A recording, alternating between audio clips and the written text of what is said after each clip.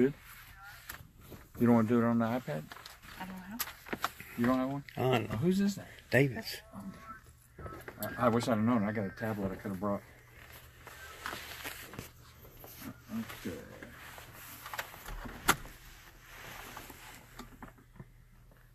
Well.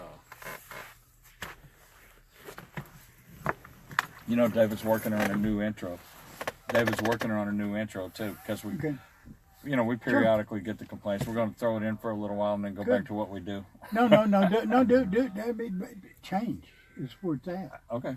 Yeah, a refinement, change. I never sat.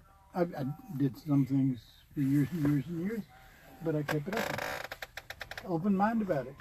Well, we're trying. This is my Texas Red Riders Association hat. This is how I got out of prison. I became a Red Rider. I did 4 years, 4 months, and 17 days on a 160-year sentence. So I qualified to wear a Red Riders Association hat. Well, I spent 37. I listened to you a whole lot. Yeah, I decided.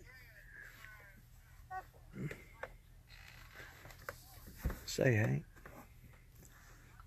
One thing we don't have I can't hear you. We don't have any feed on this. We do the call-ins. Let me think about that for a minute. Shoot. I'm not sure if that line out there will allow them to hear or just to play. Yeah. But it's worth a try. Well, if nothing else, we can use the headphones on top of. Well, it's Friday night. Welcome to the prison show. Fellas, get your pens and papers because tonight you're going to have to write some things down just like you do every other night. I hope so. And Uncle Ray is here in the house. He's got a few things he wants to say. Yeah, I got on my pink prison show t-shirt. Yes, he does. I'm the only one with a pink t-shirt because I'm the only openly gay guy around here. With the in the glitter. only openly gay guy. With glitter. And it's got glitter I don't on know what everybody does, but at least I'm open about it. There it is there. I got me a new boyfriend. Oh, Yeah, he's a doctor. well, My mom always wanted me to marry a doctor. I didn't think she was going to wait until I needed one full-time just to survive to do that, but it's working out. But you got one. I got one. He's cute. He What tangos. Oh. I can't tango, but all the women want to dance. You know, always want to dance with the gay guys. Mm-hmm. Well, I just wanted to stop by today and congratulate you all on a successful fundraising season. That was wonderful. And I also got a letter from our old friend Frank Klepper. Bless his heart, he gives us more than constructive criticism. And let me tell you, I wish you all did that.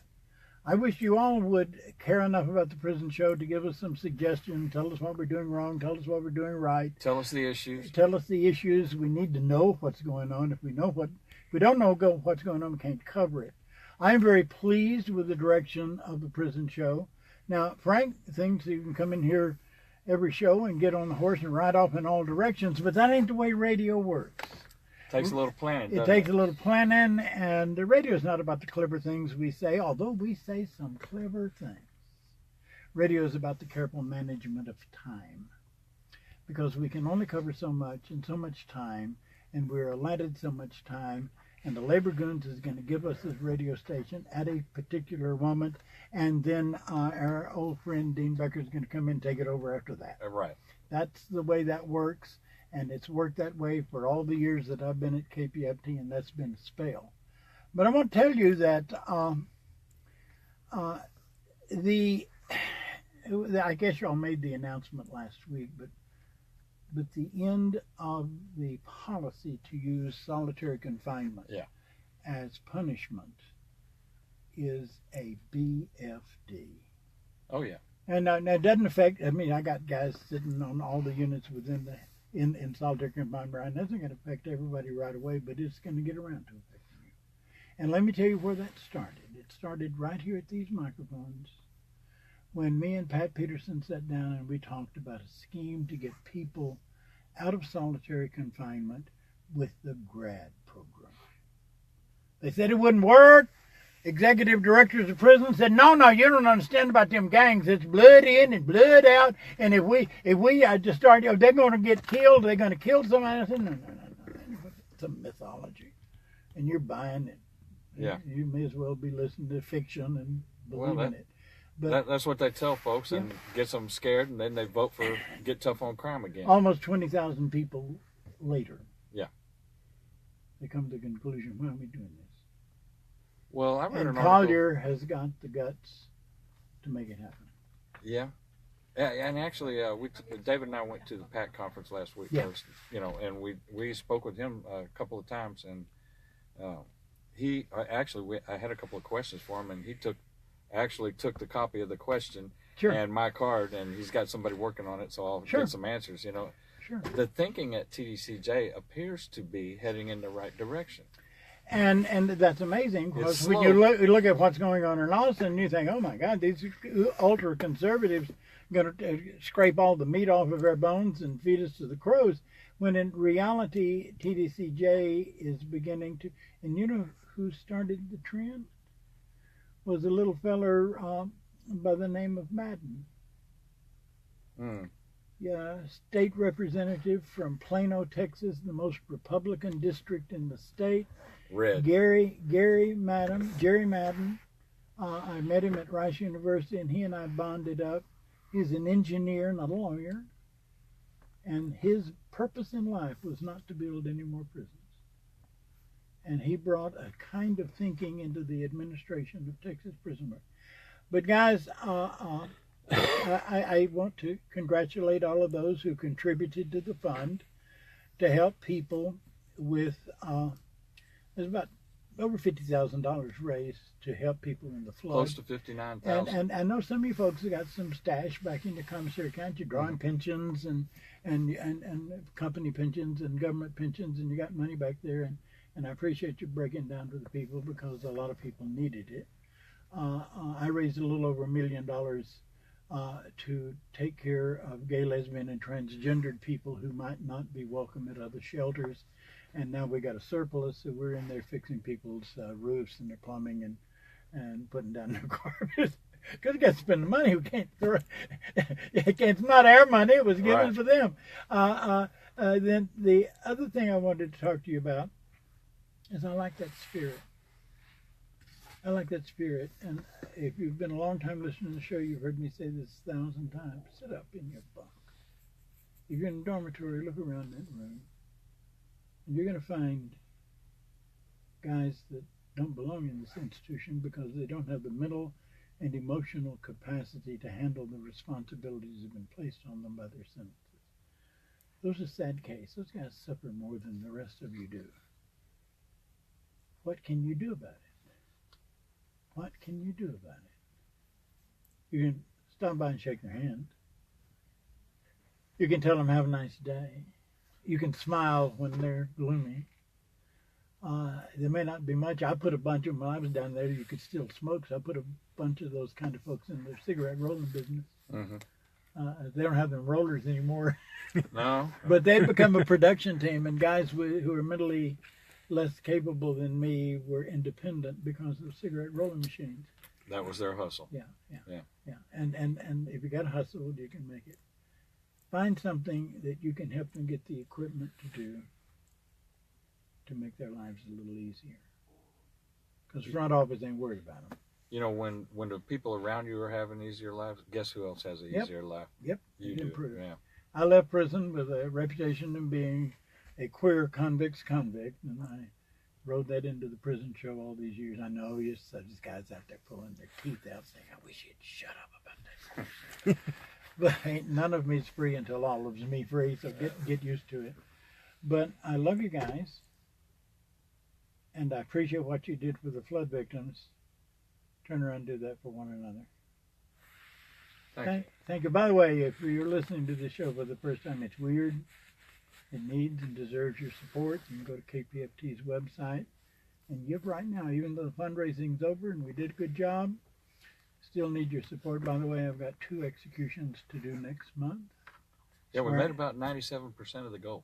Yeah. 96.8, but I think it'll go up when we get the web pledges added in. So yeah, congratulations. You're doing good work. The prison show's always carried its end of the web.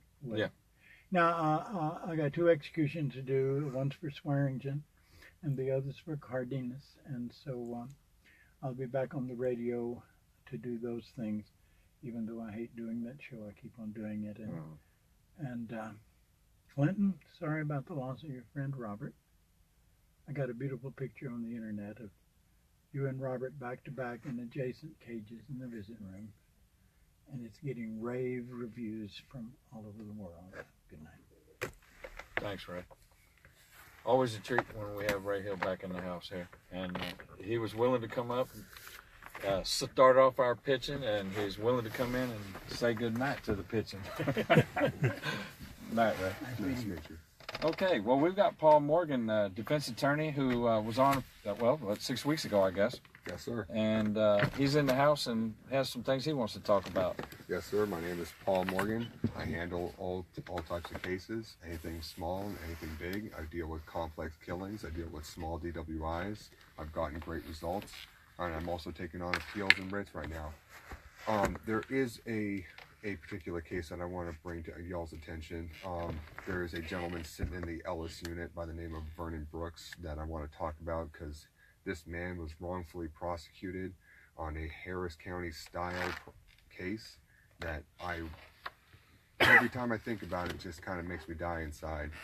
This man was charged with a killing, with a murder case, and we went to trial on it. This man had the tenacity to stand up to the state after the state were paying witnesses to testify, and we actually found the prosecutor to be paying witnesses to testify after she had disclosed multiple times to us that there was nothing wrong with these witnesses who were testifying, and because Mr. Vernon Brooks was able to remain stalwart and look the state down, we were able to find receipts with the prosecutor's name written all over it. Can you believe that? Straight dishonesty. It's straight dishonesty. And on the receipts it said payment for assistance and testimony. Payment for assistance and testimony. And so we litigated. We filed a motion to dismiss due to prosecutorial misconduct, and the judge made a little bit of a sideways ruling. She said that the only way that we're going to be able to talk about paid witnesses and their ability to testify and how these payments affected their testimony would be kind of like a bargain. If we talked about that, the state would be able to bring up all of Mr. Vernon Brooks' alleged gang associations. Or is there any gang affiliation involved with the killings that were involved? Allegedly, Mr. Vernon Brooks was a part of a particular gang, but I don't see how that had any bearing on the case. I mean, the case could have been made with or without the proffer of any type of gang association. So to me, it just kind of seemed like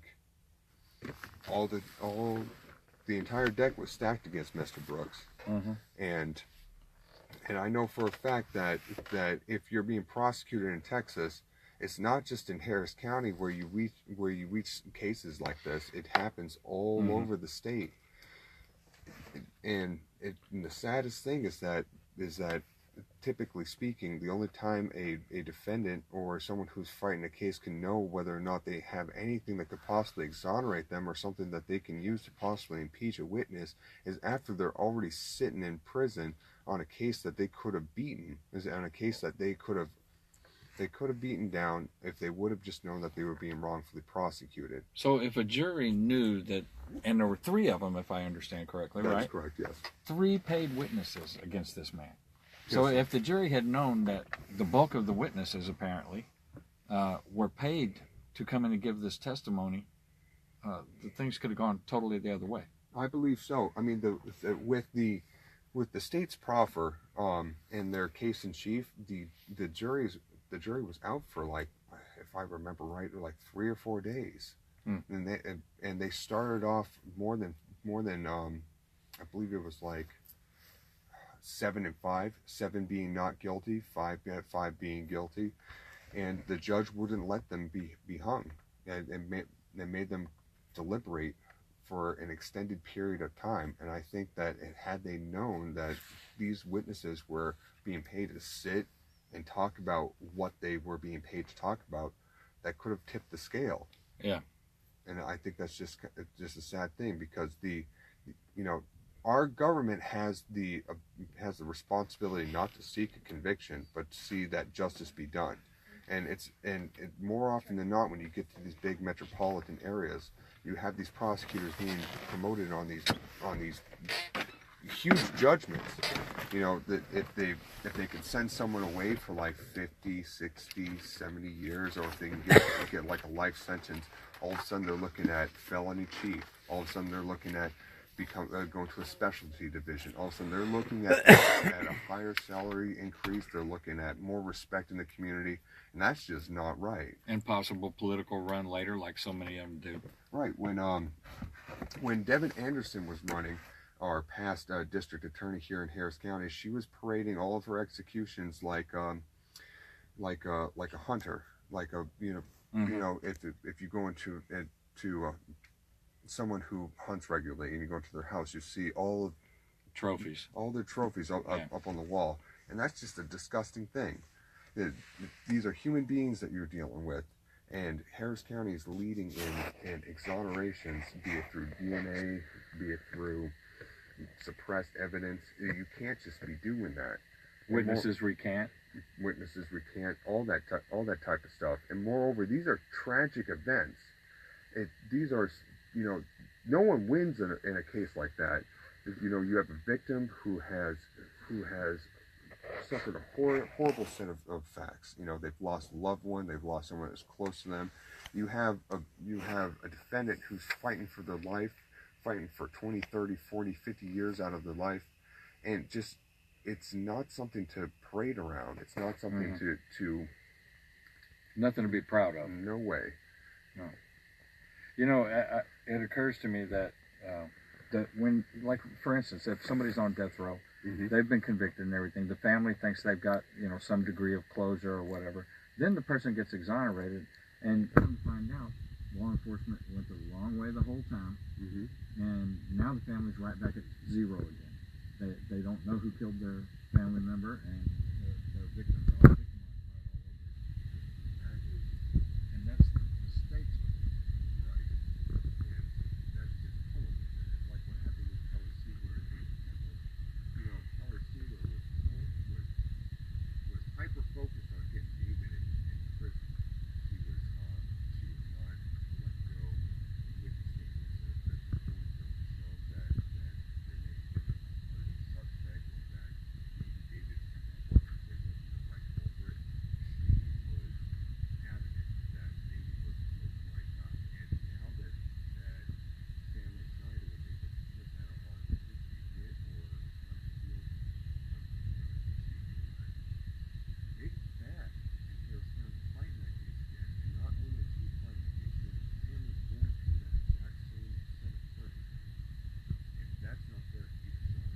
But, I was helping out a colleague of mine on a murder case over in Montgomery County. And the prosecution was trying to let him Mediterranean. Mediterranean's had nothing, not a thing to do with the case. And I remember telling the judge that while it is true that you could just let the prosecution do what it wants to do, you not only have a defendant that would be back here again if you're wrong, you also have victims' families. And in Montgomery County you have aisle, and then you have the right side and the left side. And so you have the defendant's family, which is on the left side, and the victim's family on the right side. It's like a half-empty story. And it's not fair to anybody. There's no way to do this. Definitely not. Well, we're running a little short on time. Do you want to let people know how they can get a hold of you? Sure. And talk about the letter too. Sure. And I just want to say this real quick to everyone who's written me a letter. I'm getting to you, and as you understand, I've received a lot of letters. I'm trying to get through all of them.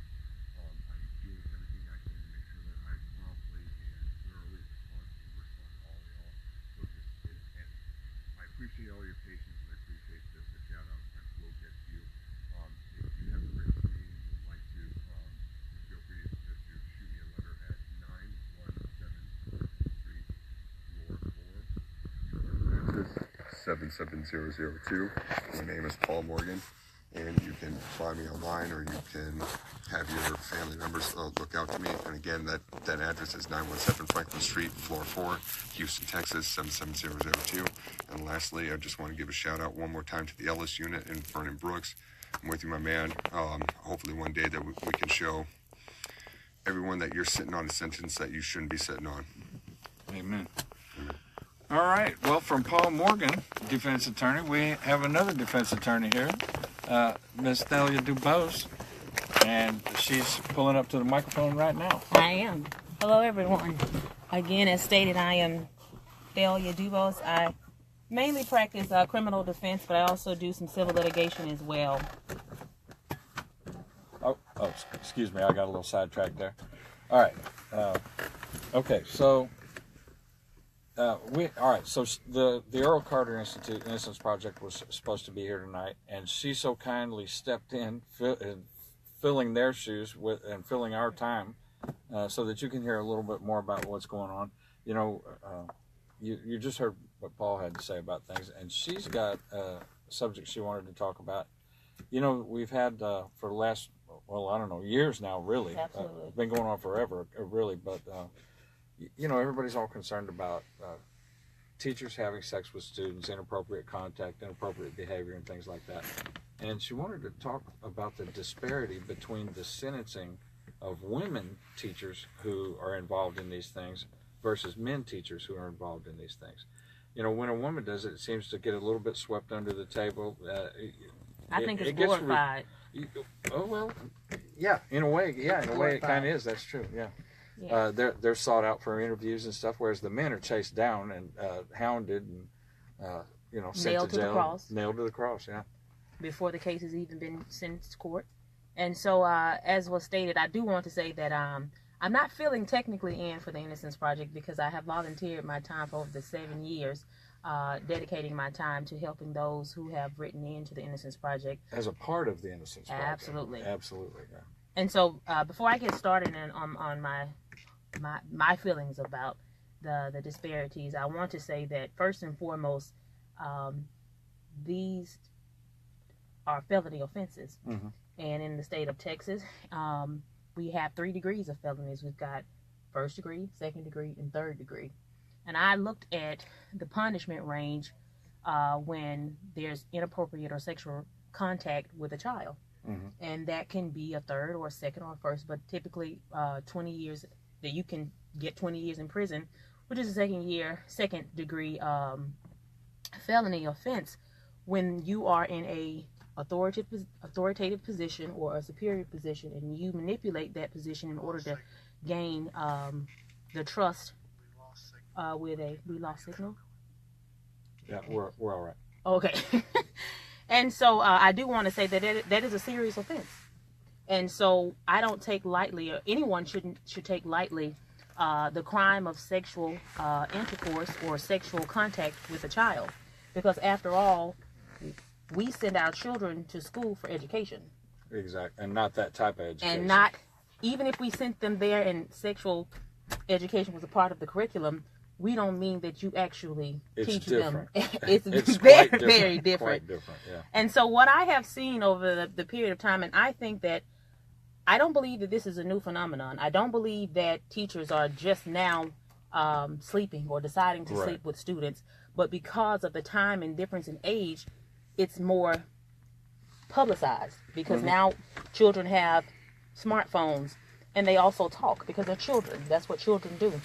And so now we've got access to this social media, and it is becoming more prevalent. And now the students are recording the activities and they're screenshotting and they're putting it on Snapchat and they're sharing it with their friends. And so now social media has provided an outlet for it to be told. And so I have seen, since I've been here in Texas in the last 7 years, numerous of cases. Oh, yeah. From not just Texas, from all over the United States, of teachers being accused of having inappropriate relationships. And sometimes it would be, to be honest with you, orgies. There would be more than one student, more than 2 or 3 or 4 students who would engage in this sexual activities with students. So what I did notice is I did a Google search, and I saw that I put in female teachers accused of sexual relationships with students and male teachers or superiors who had been accused of having sexual relationships with students. And what I saw was very alarming to me, because when I Googled the female teachers having sex with students, there is literally a website that has been posted, and the title of it is the 50th hottest teachers and their mugshots that have slept with students before. And so I said, okay, the 50 hottest teachers that have been accused of having sex with students. And so I looked through the list, and I was very troubled again. And then I also looked at, like I said, the male teachers who had been accused of having sex, and right away the research results were completely different. The search results were completely different because they truly were nailed to the cross and not even given their constitutional rights, or their rights that are guaranteed under the Constitution, to go through the actual process and then to be found guilty of such and then be sentenced. So then I looked and I found that in Texas, just not even a month ago, that there is a elementary school teacher, female. She was accused in Art, Texas, of having sexual relationships with 3 students in elementary school, and her bond was set at $200,000. Now I thought, okay, well that's pretty much in line with some of the cases that I've seen in terms of men being charged or accused, that their bond be set very, very high, and oftentimes males wouldn't have bond set at all. So then we move on. I see in Georgia just last month a 40-year-old, and she's deemed as a 40-year-old hot professor or hot teacher, has been accused of having sex with a 15-year-old, and she was out with paid administrative leave with pending an investigation. And so the school released a statement saying that there had been enough information to formulate in what they call probable cause to believe that there was actual sexual contact between the teacher and the student. And I'm assuming that this probable cause would probably mean the video that surfaced with her having sex. Right. But, I'm no attorney, so what do I know? And I noticed the women get arrested and they get bailed out pretty quickly, but the men tend to get much higher bails. Right, absolutely. And they're made to walk the perp walk, and the media shows them in mug shots and not the sexy pictures. They're relentless with no mercy. Yeah. There's a woman in Arkansas on September 21st. She's 25 years old. She was accused of having sex with 4 different students, 2 of them at the same time, at the same night. Her bond was $5,000. And so to add to your point of the women having bond that are much lower, making bond, and oftentimes these women would be married with their own families. Right. And so we know that if the bond is set at $5,000, you literally have to put up $500. Yeah. And so if you imagine and compare that to a man who's been charged with the same offense, or accused, of the same offense, and his bond is $200,000 or $500,000, his financial means in terms of a teacher's salary to be able to meet and pay and fight his case is not the same. You better have a rich uncle. It is not even the same. And then I just saw in Michigan 2 days ago that a substitute teacher and also a soccer coach was accused of having sex with a male student, and she has been charged with 3 felony counts, a 3rd-degree felony in Michigan. And what it correlates to me is there is a great parallel to minorities, black and brown, when we go through the struggle of having to be, or feeling as though, or the actual constitutional liberties that we have to be treated not superior, not inferior, but just equal. And so I see that, and it's not the same, and that's not my argument, but I can see where the public, how we deem and how the judicial system has unequal treatment when it comes to setting the bond, and even the process, even if you go all the way to trial, even the plea agreements that they go through is just completely not the same. Right. And this country has a real problem with this whole equality idea. Right. And but in terms of equality, being on the same field is what the struggle mainly is about. Because we're not asking for preferential treatment. We just don't want to be treated unfairly or unjustly. I want everybody to walk in there and have the same laws applied the same way and the same level of sentencing for things. You know, this is where one size fits all should work. In the operative word, and that should work.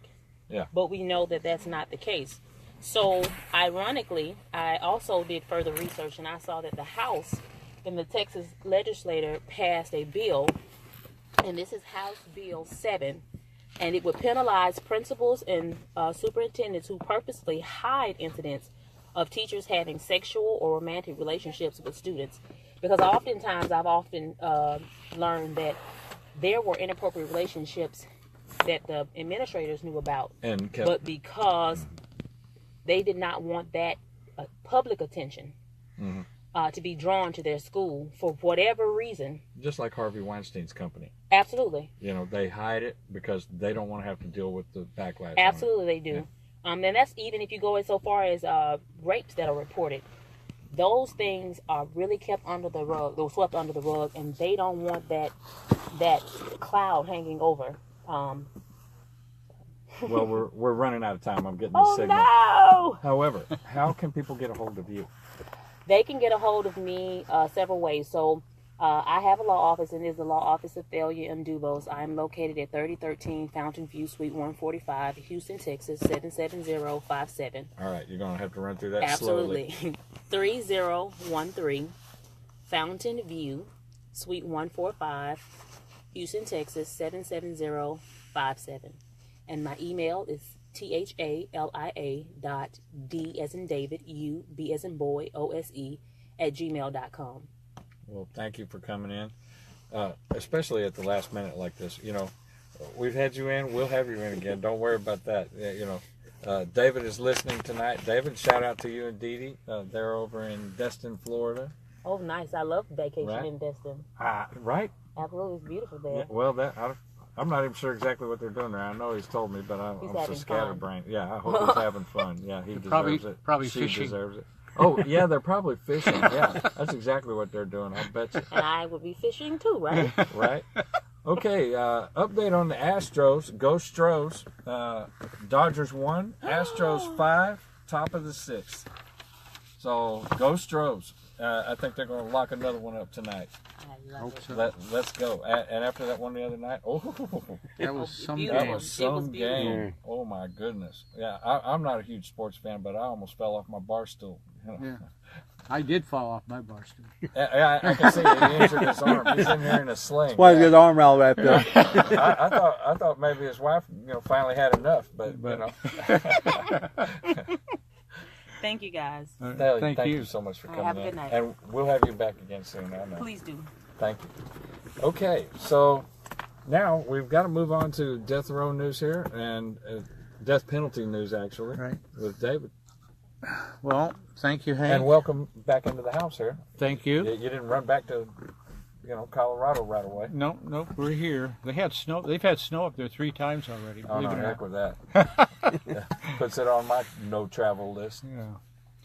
Well, I'll give you some information that I have here on what's going on with the death penalty. First of all, a shout out to all the guys on death row. I want you to know that you are always in our thoughts and prayers, and hope things work out for all of you. First thing I want to mention this evening is the next execution that's scheduled is Ruben Cardenas. Cardenas, yeah. For November 8th. There's a lot of problems with that case. I don't know if this will happen or not. First of all, he's a citizen of Mexico, and he's a Mexican national, and Texas failed to notify the Mexican government when he was arrested. That is a violation of the Vienna Convention, of which the United States is a signatory. So that's breaking the law. That's breaking the law. Also, Texas failed to review his case, which is a requirement under the UN International Court of Justice in The Hague. So I just wanted to quote one of his attorneys. I'm going to read. This is from there's been a great article on this in the Houston Chronicle. It came out on the 23rd of November, of October, excuse me. So I'm quoting from this article. The Mexican government is now funding legal efforts by Ruben Cardenas to halt his execution after authorities neglected to notify Mexico about the arrest and failed to hold a review required by the UN International Court of Justice in The Hague. And then one of his attorneys, Sandra Babcock, who used to be in Texas, is quoted as saying, "It is as if the United States were thumbing its nose at the government of Mexico and the United Nations," said Sandra Babcock, a Cornell Law School professor specializing in international issues surrounding capital punishment. And when I say the U.S., I should make it clear that we're talking about Texas. So a little bit more from this, because there are questions also about his whether he's guilty or not. This is also from the article. The case has been plagued by claims of unreliable forensic evidence, conflicting statements and witnesses, and concerns about ineffective lawyers, and allegations of a coerced confession, because they denied him getting an attorney for several days after he was arrested. It makes a clear human rights abuse case, said Robert Durham of the Death Penalty Information Center, a nonprofit organization that has been critical of the administration of the death penalty. After he was arrested, Cardenas asked for lawyers, but the authorities ignored his pleas until 11 days after his arrest, instead pushing on in their interrogation without telling him about his consular notification rights. So we've had other cases like this in Texas, and Texas has uniformly ignored international law. And I don't know, every time I read these stories, I just think that, our state in particular, but the United States as a whole, they talk about human rights, but when it comes to some of these cases, they pretty much ignore human rights. We worry about other countries' human rights issues, right, and we can't get it right here. That's right, absolutely. So we'll be hoping that this execution will be stopped, the one that's scheduled for November the 8th. I also want to mention this evening that Larry Swearingen was scheduled for execution on November 16th. However, his execution, as I understand it, has been called off because the execution order was sent to the wrong office in Austin. And when they do something, when they make a mistake like that, they just can't go ahead with the execution right away. So the date of November 16th, from what I've read, has been called off for Larry Swearingen. I want to mention tonight, too, we just had the Journey of Hope here. They spoke at a lot of different places here in Houston. They also went up to Prairie View A&M. And a person that was part of the Journey of Hope is from Houston, and her name is Amy Lynn White. Amy is her mother was murdered by a couple of really teenage boys. They didn't get the death penalty, but I've known Amy and her mother Linda for a long time. They fall into this category of murder victims' families for human rights, or murder victims' families for reconciliation. And Amy had a great op-ed on October the 18th in the Houston Chronicle that was titled, "Abolish the Death Penalty and Support the Victims." And just a great article by Amy. I just want to quote just a few things from that article. And again, let me mention that her mother was murdered. So when she was 5 years old, her mother was murdered. And so she's lived with this all her life, as has her, and she was brought up by her grandmother, basically. This is Amy's words. As much as I miss my mom, I'm fortunate that my grandma provided leadership for our family that steered us away from revenge.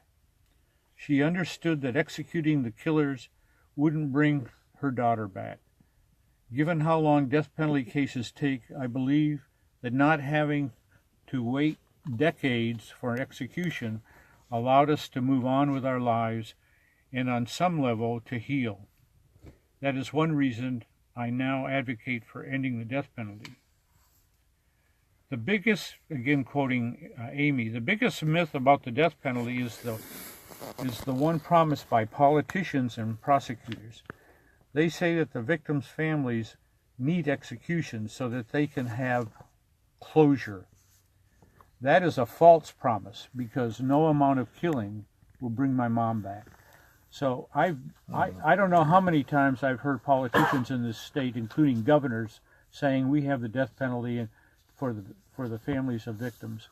And Amy blows that one right out of the water with her article in the Houston Chronicle, again dated October 18th. You can find these articles on the internet. The last thing I want to mention tonight is that tomorrow they're going to have the 18th annual march to abolish the death penalty up in Austin. It starts at 2 p.m.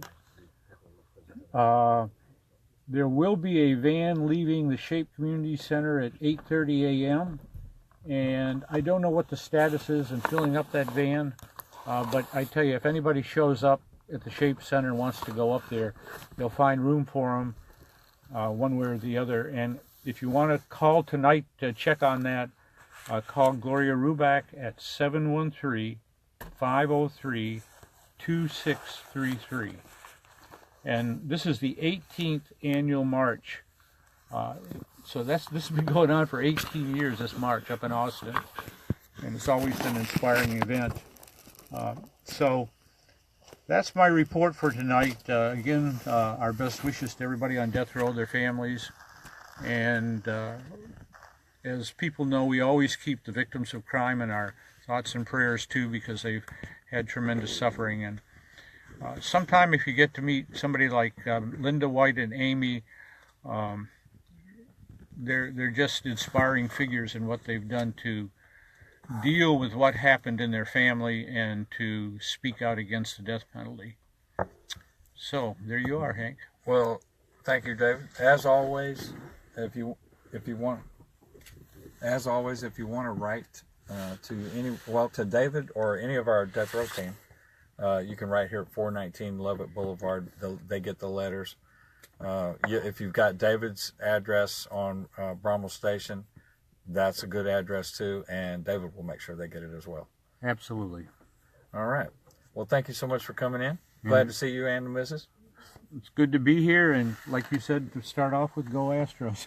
yeah, man. Hey, all right. So it's still top of the sixth. It's still 5-1. The Astros are doing it. They're doing it. And we've got Daniel Mencina. Hey. While I'm thinking about it, I need to thank everybody that pledged during this fund drive. The prison show made about $700 more than our goals were. So thank you to everybody that supported the show, because you're really supporting KPFT, and that's what it's all about. That's how we're able to be on the air. And Daniel, if you would, say that to our Spanish donors. Muy buenas noches y gracias a todos por haber contribuido a recaudar fondos para The Prison Show. Hemos llegado a tener $700 más de lo que nos hacían falta para demostrar que somos útiles a la comunidad. Nosotros mismos nos damos aquí unos precios, digamos, unas cantidades de dinero que tenemos que recaudar. Pues muy bien, la hemos pasado. Here we go. Vámonos. Aquí estamos. Muy buenas noches a todos. Este es Daniel, que os saluda aquí desde The Prison Show. Muy buenas noches a todos los latinos, a todos los hispanos y a los que hablan y entienden español y que tienen tristemente relaciones con presos que están ahí detrás de los barrotes en la cárcel. Hoy os quería dar otra vez las razones de por qué estamos aquí en KPFT 90.1 en Houston desde el 1980, desde el marzo del 1980, cuando Ray Hill fundó este programa. Además, sabéis, ha estado aquí, el tío Ray, Uncle Ray, was here. ¿Y qué nos estaba contando? Que nos decía que recordáis que hace un mes hemos hablado del aislamiento que ya no se puede usar como castigo. ¿Os acordáis? Bueno, pues el hecho de que por ley ahora el aislamiento no se puede usar como castigo empezó aquí, con Ray Hill hablando de este tema. Aunque actualmente está aplicado a 75 personas y 4.000 siguen en aislamiento por asaltos a otros presos, y aparentemente esto no es un castigo, es simplemente separación, porque quien asalta representa un peligro. Pero bueno, eso ha sido uno de los hitos de este programa, como muchos más que ya sabéis y si habéis seguido el programa anteriormente. Pero esto os lo quería decir porque ha venido aquí el Uncle Ray a contarnos esta cosa. En general, ¿por qué yo, por ejemplo, por qué estoy aquí hablando de este tema, haciendo el voluntario, al igual que la gente que está aquí a mi alrededor? Varias razones. La excesiva condena y la demasiada criminalización, ¿de acuerdo? Demasiada. Entonces yo estoy aquí viviendo en este país, como muchos de vosotros he venido aquí después de haber nacido en otro país, que como sabéis es España, y me he dado cuenta que vivo en un sitio donde hay demasiada criminalización. Estaba aquí nuestro amigo Dave hablando de la pena de muerte. Imaginaros si no es demasiada esta. Imaginaros si no estoy aquí para denunciar a esta barbaridad que está en el país que se proclama como la guía de la libertad y los derechos humanos. Pues eso no es justo y hay que significarse. Y yo estoy aquí, me significo, lo digo, estoy en contra, como muchos de los que están aquí, muchos de los que viven en Texas. Otra cosa es la encarcelación de masa. Te has equivocado, vas a la cárcel, pero estás en un sitio donde hay demasiadas personas. Aunque es verdad que si dan 100 sitios en las cárceles en Estados Unidos está ocupado por 99 personas, así que no llega a más del 100%. Pero la encarcelación de masa quiere decir que en la sociedad hay mucha gente que va a la cárcel en percentual comparado con otros países del mundo. Por ejemplo, imaginaros una ciudad de 100.000 personas. En una ciudad de 100.000 personas, si estuviésemos en España, solo unas, digamos, 130 estarían en la cárcel. Si vamos a México, en una ciudad de 100.000 personas, pues habría 212 personas en la cárcel. En Panamá, por ejemplo, habría 392, en Colombia 244, en Guatemala 120, en Cuba 510 personas y en Estados Unidos, en una ciudad de 100.000 personas, habría 716 en la cárcel. El número 1 en el mundo. Así que esa es otra cosa. Y después la desigualdad. La desigualdad porque ¿quién va a la cárcel? Son hombres. Hemos estado hablando aquí ahora mismo de la diferencia de trato de los hombres y las mujeres, por ejemplo, que cometen delitos sexuales en el colegio. Pero bueno, en general, digamos, hombres, menos de 40 años, casi siempre minorías étnicas, con una pobre educación escolar. A veces son drogadictos y alcohólicos y tienen enfermedades físicas o mentales. Y tienen poca preparación para trabajar. O sea que son los que no tienen ventajas, desaventajados socioeconómicamente. Último, son las cárceles privadas que sacan dinero del sistema. Imaginaros, lo hemos dicho varias veces, que en el 2011 las cárceles privadas ganaron 1.400 millones de dólares. 1.4 billions. ¿Quiénes son estas personas? Las personas que están en la cárcel. ¿Cuántas son en Estados Unidos? Decir un número. Pues más. Son 2.300.000 personas. Ese son el número de personas que están en la cárcel. ¿Y qué es lo que han cometido estas personas? ¿Qué crímenes han cometido? La mayor parte son crímenes violentos. 900.000 personas están en la cárcel por homicidios, asaltos, violaciones sexuales. Después, una parte muy importante, casi 500.000 de personas, exactamente 477.000, están por delitos de drogas. Y en esto hay un debate en la sociedad, porque hay que ver si se lo merecen o no, si estamos usando leyes que se habían hecho en otras épocas. Casi siempre estamos hablando de leyes de los 80. Pero esos son casi 500.000 de personas en la cárcel por delitos de drogas. 375.000 relacionados a propiedad, robos, fraude, etc. Y la misma cantidad, 366.000, están relacionados al orden público. O sea, digamos, por ejemplo, borrachos, por decir una. Pero aquí dentro están también los de inmigración. ¿Sabéis la gente que ha cruzado una frontera sin un papel? ¿Sabéis cuántos de esos están en la cárcel? 33.000. 33.000.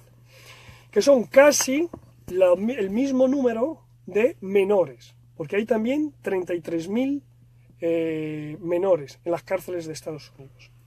Todos estos números que os he dado no me los he inventado ni los he buscado en Wikipedia. Estos salen del Prison Policy Initiative, que es una organización non-profit y no partisan. ¿Dónde están estas personas? Estas personas en Estados Unidos en general están en prisiones estatales, que son más o menos 1.700. Están en prisiones federales, que son tan solo 100. O en institutos correccionales juveniles, que son 2.200. O cárceles locales, los que se llaman jails, que hay 3.300. Estos son los sitios donde va la gente antes de sufrir condena, los que se llaman jails, las cárceles, o que cometen delitos menores, o sea, que un delito que le dan menos de un año. ¿Cuáles serían los principios guías para el encarcelamiento? Unos principios guías que intenten mantener una sociedad más equilibrada y más justa, porque podemos tener una sociedad justa, pero intentamos ir más allá. Intentamos tenerla cada vez más justa. Entonces, 4 principios fundamentales. La justicia social, o sea, que había que redistribuir los derechos, los recursos, las oportunidades. Esto para que la gente no entre en la cárcel. El principio de proporcionalidad, o sea, el castigo tendría que estar relacionado a la seriedad del delito. Después, la parsimonia. No hay que dar más de lo necesario. Ahí se ha caído un micrófono, pero nosotros seguimos. Adelante. Y la última, la ciudadanía. O sea, tratar a los presos sin violar sus derechos, a ser un miembro de la sociedad.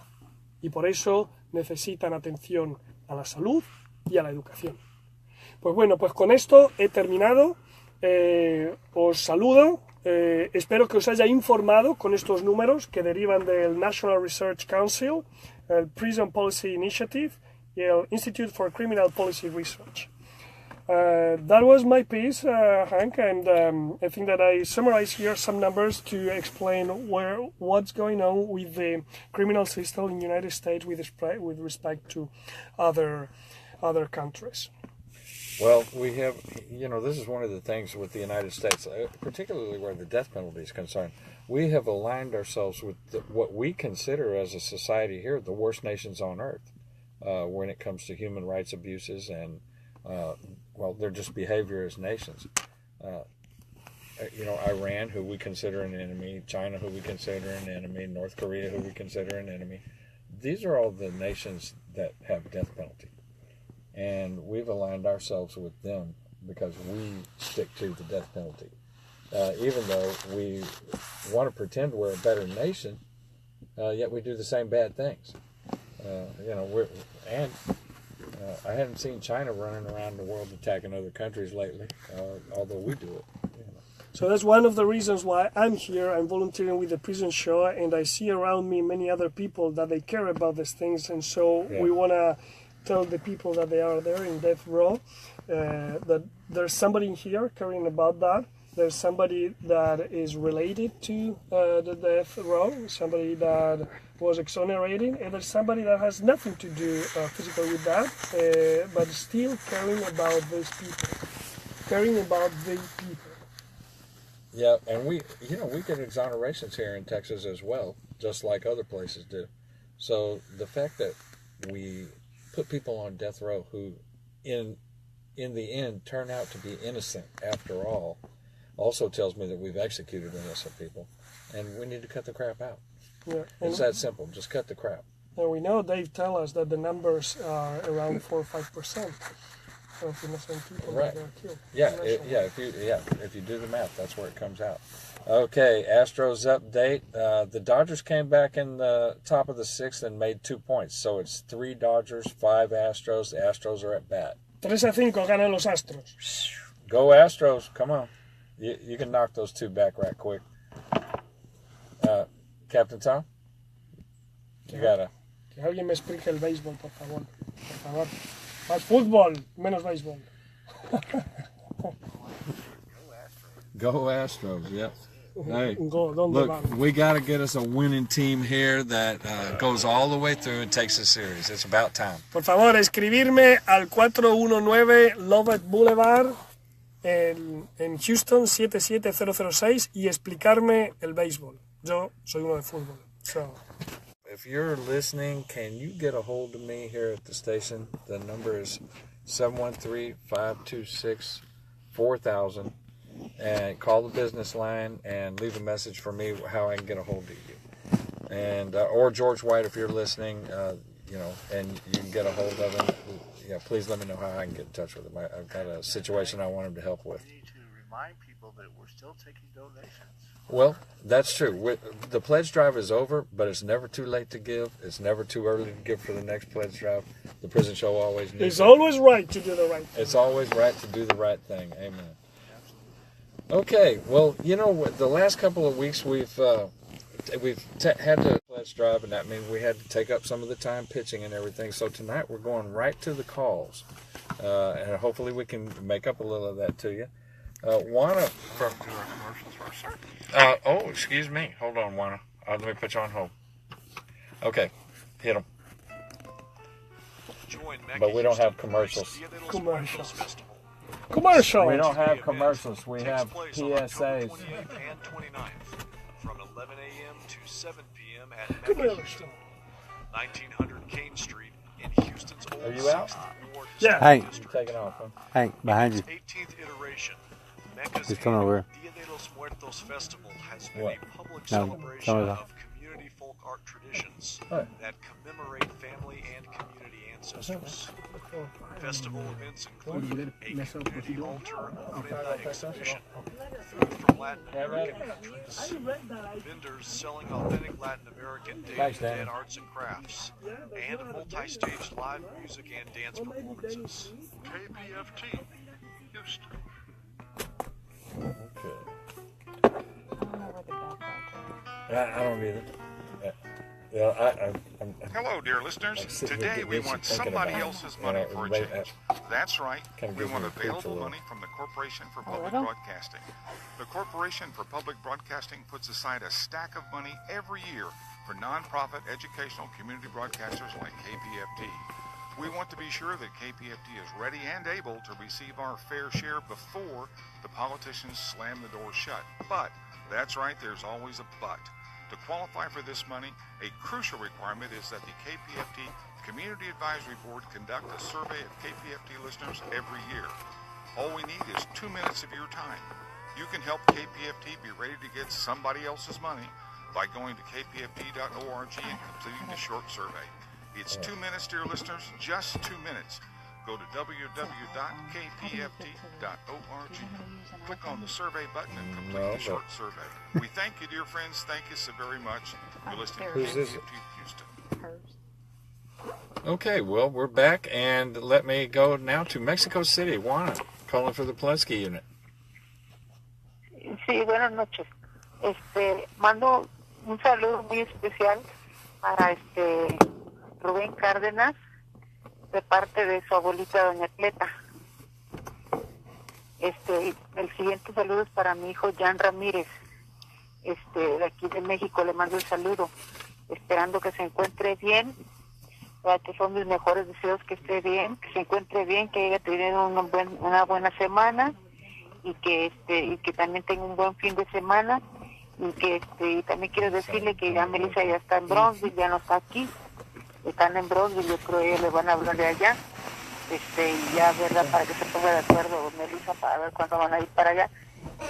También te mando saludos de Jovita, de Sergio, todos le mandan saludos a también de aquí, y siempre estamos pensando en él, estamos orando por él, porque lo queremos mucho a mi hijo, y le quiero decir que le eche muchas ganas, que no, ¿verdad?, que siempre tiene que estar pensando en el Señor Jesús, ¿verdad?, que es el único camino, y que recuerde que lo queremos mucho, y que él es muy especial para nosotros. Y también le doy gracias a todas las personas que van y me lo visitan, me lo escriben. Muchas gracias a todas esas personas por que lo quieren mucho. Gracias a todos. Hasta pronto, mijo. Dios te bendiga. Gracias. Then have a good weekend. Gracias. Okay, now let me see. Yeah, they're in order. All right. Hank from Wisconsin, how's it going? Hey, how y'all? Like $1 million every day. That's good. Everything's going good here. I hope y'all doing great down there. I just wanted to call and say hi to my old buddies, especially old Bandito Todd over there on Ramsey too. He just got over. I think they call it Stringfellow now or something. I talked to Smitty today and I told him that he wasn't on your list yet. He ain't feeling too hot today, so he probably wasn't going to come visit you this weekend anyway. I wanted to say hi to all my other friends, let them know I ain't forgot about them. Last week I ended up working 68 hours. Got home like at 6 o'clock, and I got to get up at bar time and go do it all again, go in at 4 o'clock. So the prison show didn't happen last week, and it probably won't this next week neither. I'm going to call in when I can, but hey, you know, it's money, so. Man's got to do what a man's got to do. Yeah, at least I'm getting paid for all the work I'm doing now, so I don't mind working when there's a paycheck at the end of the week. That's a pretty good deal, isn't it? For the mulligans down there. How y'all doing down there at the prison show? Well, it's freezing cold. We've got a cold front in here. It's 60 degrees or something like that. It is cold. Freezing cold.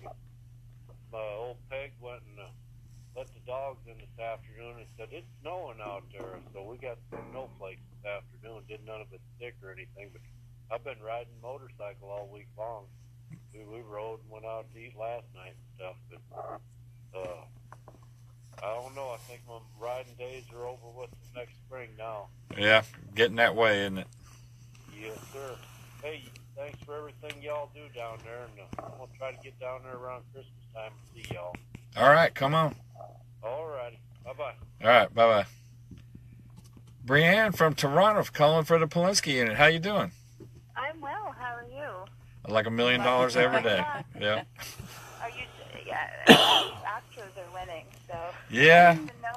I don't even know if Romero Gonzalez is listening to the show tonight, because he would be listening to his Astros. And it's exciting because he's like a real Astros fan, not like a fake Astros fan. Like for years he's been an Astros fan, so this is exciting. But hi, Romero, if you are listening, and I am happy your team is winning. Unlike the Rangers, who lost twice to my Jays 2 years in a row. But Simon's been sick with a strep throat for the last few days, so I had written to you that he was ill, and that's kind of what it's become. So that's no good. We had to scrape ice and snow off of the car yesterday, so that was really not so much fun. And but I wrote you a long response to the last letter that I received from the Isaiah just woke up and he said to say hi to you. So Isaiah says hello, and I hope you have a great week, and I will be writing to you very soon. Okay, take care. Bye. All right, have a great weekend. Good night. Thanks for calling. Okay, now let me get back on track here. Linda from Minnesota calling for the WIN unit. Hi, you guys. How you doing? I have to admit, I had to chuckle when you said you're freezing at 60 degrees. No, I mean, I'm going to get my scraper out because I'm pretty sure it's going to be iced over when I get outside. Oh, my goodness. Yeah. Yeah, we got about 4 inches of snow up here, so that's... Well, you can keep it. Yeah, please keep it. Please keep it, yeah. I will. All right. I want to say hello to the guys down there, to Papa Rodriguez and Bullet and Willie and Rooster and Miller L. and Madden and, of course, Bruce. Bruce, I did get your letter, and I got one that come on the way down to you, and all you guys in AA as well, and I hope that you're all doing okay. I wanted you to know that what I tried to say last week and couldn't spit it out. I was just going to say that doesn't kill you, makes you stronger, and I got to believe that because, you know, if what I went through after, you know, about 5 months ago, if that didn't kill me, nothing will. And the reason why I ask you to say keep your prayers for my daughter is because she suffers from anxiety problems. And she was beat up almost a month ago. Some woman come up behind her out of the cold blue when she was walking to the grocery store and beat the living crap out of her. And she suffers from a lot of trauma from that. Wow. And so that's the reason why. But don't tell her, you know, because she'd kill me if she knew I told you guys. So just don't tell her, okay? That's our secret, even though it's gone all over the world. Oh my God. Yeah. Yeah. Keeping secrets over the radio is a little tougher than it is. Yeah. So, anyways, I hope you guys are doing well. And My lips are God bless sealed. you. I pray for you all the time, and you just take good care. So, thanks, you guys. Well, have a great weekend, Linda. Thank you very much. I hope I talk to you next week. Okay. Good night. Alrighty. Bye-bye. Billy from England calling for the Polanski unit. How you doing? Bad, mate, not bad. You? Like $1 million every day. $1 million every day. Every day. It's all good. It's just true. I don't know. Big Will. Yeah, this is a shout out for Big Will. Brother, I finally got through. It's all good. Everything over here is going cool. I went over CD today, and we had a bit of a conversation and stuff like that. Everything's all going cool. We spoke about a few different things, and I was just telling her what tech is like and stuff, getting her ready for her trip. I don't know when she's going to be coming over, but that's all cool. Me and Mum painted the bathroom. We stripped it all out, repainted it, glossed it and everything, so the shade then is coming on good now. I made a video, posted it on Facebook. Somebody sent me a really nice package from my grandma. I got a 7/8 straight razor wedge, so that's good. Nothing really else has been popping over here. Tonight we had Chinese for dinner, so I'm all stuffed out, bloated from that. We've got really, really bad flu, maybe a touch of pneumonia, we think. She's not looking too pretty recently. So yeah, she's just plodding along as usual. There's a couple of letters what you ain't answered to. I'm not sure whether JPay's not given them to you or whether you've overlooked them or something, but there's a couple of questions in there what I need you to answer. You need to answer them pretty rapidly. Go over the JPay's again, and if not over the weekend, what I'll do, I'll send you a little list of what's what. So yeah, that's all that's really popping. Keep it in for next week, and I'll try and get back for it again. Overnight Live 1000, not long to go now. Was looking on the internet, and there's a couple of flights. Either one with British Airways, who I fly with before, or Virgin Airlines. But I ain't quite made my mind up yet. I've got to talk to Star. She's going to Skype me tomorrow and let me know what the deal is. So yeah, just hooking up a few things and getting everything in line. And, so it's all cool. So keep your big head up. enjoy your commissary, please steam your glasses and whatnot. And yeah, it's all cool. All right then, I love you like 9,000, and hope that you listened, and I'll smell you next week. Nice one, guys. Cheers, yeah? All right. Have a great weekend. All right. Good night. Adios, fella. Janie from Houston calling for the Polinsky unit. How you doing, Janie? I'm fine. How are you? Like, you know, like $1 million every day. Yeah, I know. This message is going out for Jeremy at Polinsky. I want to let you know that we're doing good.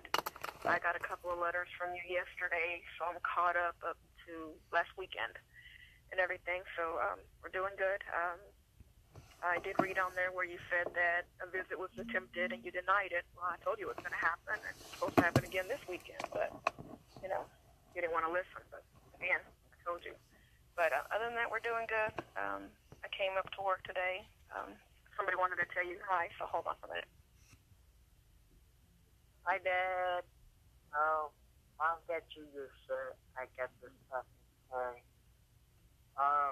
Mom didn't want to buy me shoes. And I told her that if she can buy me shoes, she said no, so she's going to tell you.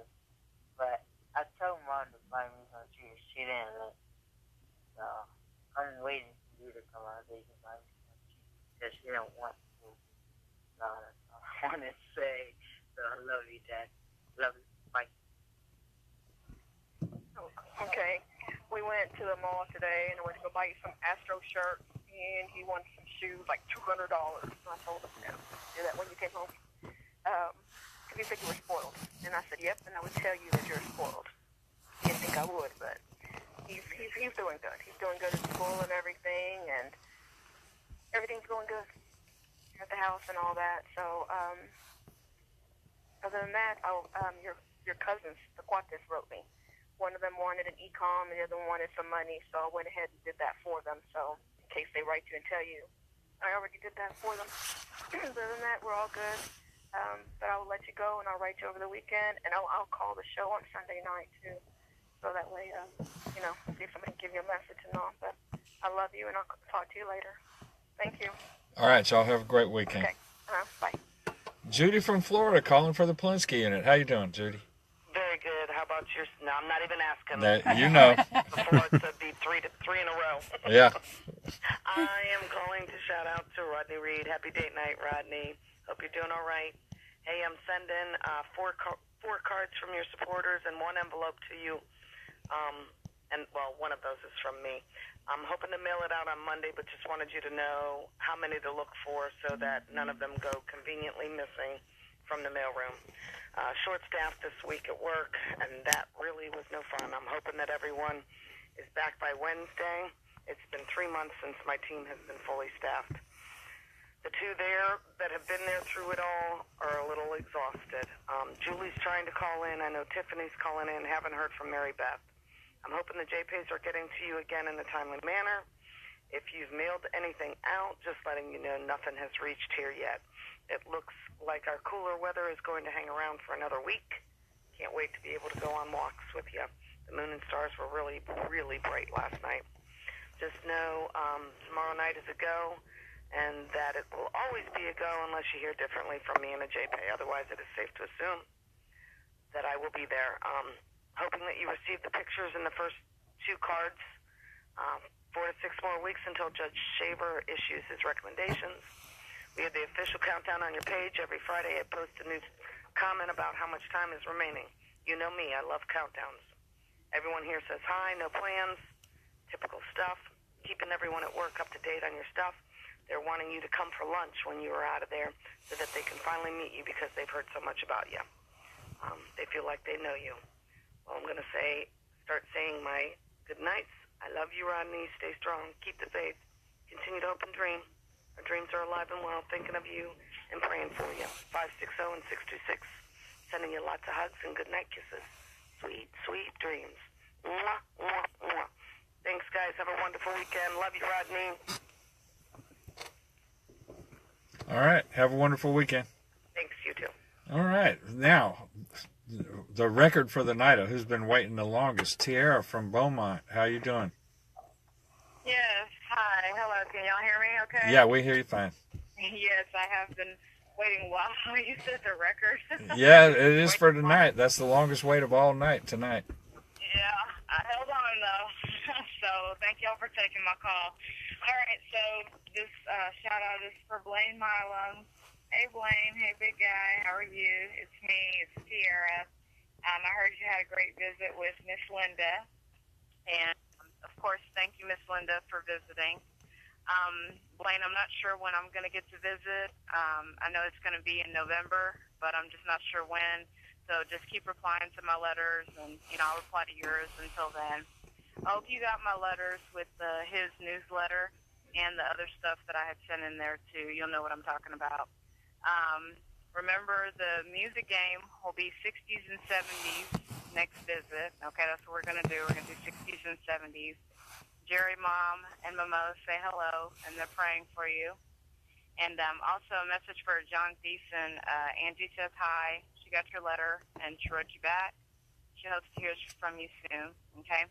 All right, Blaine, well, I don't have too much to say. I know your mom is trying to call in. In fact, she just sent me a letter to make sure she has the right number for KPFT, so I got to text her back. So she's going to try to call in tonight. But anyway, we all love you. Keep your head up, big guy, and I hope to see you soon, all right? Take care. Bye-bye. Thank you, guys. You're very welcome. Have a great weekend. You too. Okay, let me see. Where are we at now? Let's just go to Julie from Florida. How you doing? Hey, I'm doing. How are you guys doing? You know how I am. I know, always, yeah. All right, well, my shout-out is for Mr. Rodney Reed. How you doing, Rodney? I hope you are fabulous. Jeff, as you can imagine, is already passed out. I'm sitting here, picked up Aaron at the airport today, so we're hanging out. We went over to the beach, walked around for a little while, and then just been sitting here waiting, talking to call in to you. Shauna and Lauren will get here, but probably not till 2, so Aaron and I will be fast asleep, and we're hoping they don't wake us up, because Aaron needs to get up early and go get her some donuts over at the farmer's market. So, I don't really know anything new. Looking forward to a fun weekend. Supposed to be a rocket launch on Monday, so hopefully get to see the rocket launch. Before I talk too much more, because you've heard my voice a million times, I also, though, have heard that you did talk with Erin, so that's exciting. So I'll let her say hi to you real quick.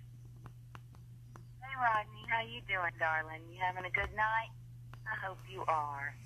We went and walked on the beach for a little bit, and the waves were up. The tide was actually up pretty high. And Miss Julie had her favorite baker make me a red velvet cake for my birthday tomorrow. So I am very excited about getting some red velvet cake. It is beautiful. And we'll take a picture of it, she said, and send it to you so you can see that. So the baker said she made it out of beef. So I'm excited to cut into it, and it's all I can do to keep from getting the fork after it now, except that I've had 3 lemon bars already. So that's the first thing she does. She takes me to the bakery, gets me all my sweets, so I stay nice and calm all weekend. Okay, I gotta go, Julie said. Bye. I don't want to get cut off, so I know we only have 2 minutes. I love you. We love you. And talk to you soon. And yes, we're counting down. Ready for that good answer. Wondering what you thought of David's suggestion. All right. Anyways, love you. Good night. Thanks, everybody. Have a great weekend. Y'all too. All right. Good night. All right, I have a quick shout out here for Farron Tree. This is from your wifey. She says, hi Farron, after a great birthday weekend and coping with being the big 5-0, I will now be heading to see the kids tomorrow, so looking forward to that. All is good here and doing the last minute preparations for my travels. Hope you are okay. The mail is not that regular right now. Hope it is better for you. I will be seeing you a week from tomorrow, and I just cannot wait. Love you. And then she gives a really big kiss at the end. Mwah. It's from your wife. Okay. Well, let's see. Where are we at? Before I go to Tiffany from Austin, Astros are still 5. Dodgers are still 3. They're in the bottom of the 7th. Astros at bat. All right, Tiffany, how you doing? I'm good. How are you? I already know the answer. Yeah, everybody in the country knows the answer by now. So this is Tiffany McMillan. I'm calling to talk to Rodney Reed. Hey, Rodney, how are you? I hope you're doing well. I saw your mom on Tuesday. We spent the day together in Bastrop and Austin. We had lunch. I took her to acupuncture. She absolutely loved it. She hasn't felt that good in 20 years. And Tuesday evening when I took her home, she said that it felt like Christmas, and she was so happy. Anyway, I took a lot of pictures of her. I sent one to you on JPay, and I'm mailing the other ones to you in letters. And tomorrow I'll be seeing your mom and your brothers at the state capitol for the march at 2 o'clock to abolish the death penalty. So I'll be holding you in my heart, and I will be walking alongside with your family, your friends, and your supporters. People from all over the world continue to get in touch with Judy, how much they love you, how much they support you, how much they're hoping and praying for a positive outcome in the next few weeks, 2 to 6 weeks, I guess, at this point, counting down. Anyway, Rodney, we love you. We miss you. We're holding you in our heart. We're looking forward to seeing you soon. So thank you, everybody, for letting us call in. And, Rodney, I hope you have a great night. Sweet dreams. Talk to you soon. I'll call next week, too. And I'll tell your family that I called in tonight when I see them tomorrow at the Capitol. All right. Thanks, guys. And good night, Rodney. Thanks, Tiffany. Have a good weekend. Thank you. Georgina, you are on the air. Hi, this is Georgina calling from Walmart. From Walmart. Okay. This is William Irvin in the Polensky unit. We were meant to be at the prison show, but we just got back to the hotel and fell asleep.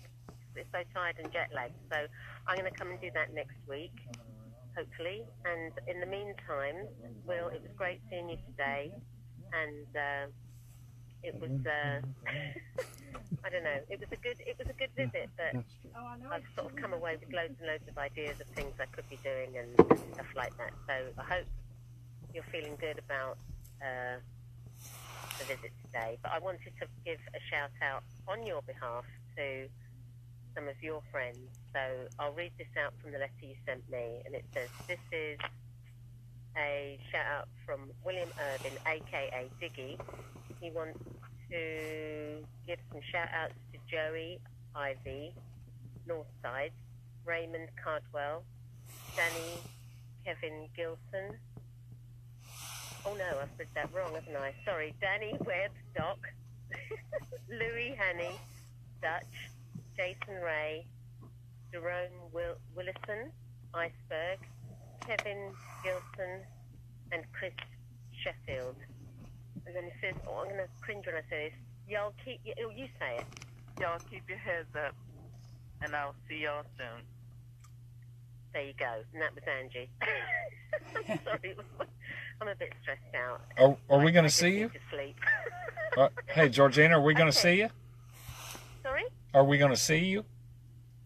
Yeah, hopefully next week. I couldn't make it. You know, I'm really jet lagged Yeah. still, and it's been a heavy day. I was at the Polensky unit today, and it was a bit of a tall order, really, to think that I could do this back to back. But hopefully, I'll come in next week. So. Okay, we'd love to see you.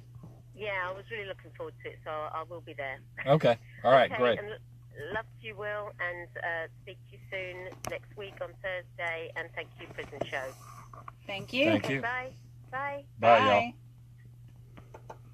Okay, Philip from Dallas, Hey, you are Philip. on the air. Hey, Hank, how's the $1 Million Man? Every- Feeling like a million. Every day. Every day. Life is just $1 amazing. Million Man. How wonderful. Well, you know, they say happiness comes from a decision to be happy daily. So, There's something to that. This is for Dan the Man on the Polanski doll. I got your letter. Thank you so much. And I will be on standby with whatever decision you make to make those phone calls for you. I appreciate your letter. I am way behind schedule on the house. There's been one thing after another that's happened. You know, people screw up, human error. The chairs arrived, the upholsterer didn't get things right, draperies came, they weren't lined, they weren't what I wanted, sent them back. Oh well, so it'll be about another 3 weeks, I'm saying now, if it's ever done. It'll get done. It's taking longer. It's very cold here tonight. It's about 37. We're due to have about 28 degrees. I don't know about there in Houston, but it's really chilly up this way. I love you. I want you. I need you. There's a special shout out that I want to send to a great gentleman known as Uncle Ray, for whom this show would not be. And happy Halloween to you. And send you some great wishes and thinking of you and praying for you. As for you too, Dan, I love you. I saw Heather Sunday. She said to say hello. We had dinner together and had a great evening. And she's planning on having a friendship giving instead of Thanksgiving. So that's always a good thing. I love you, darling. Keep your head up and know that I'm with you in thoughts and in prayers. It's not happiness that makes us grateful, but it's the gratefulness that makes me happy for having you. I love you. Thank you, Hank. Thank you all. All right. Have a great weekend. You too. God bless. Good night. Good night. Maria from New York, you are on the air. Good evening. Good evening. So good to hear all your voices. I must say that in the past 2 weeks, like it was really difficult to get through. I redialed maybe 200 times.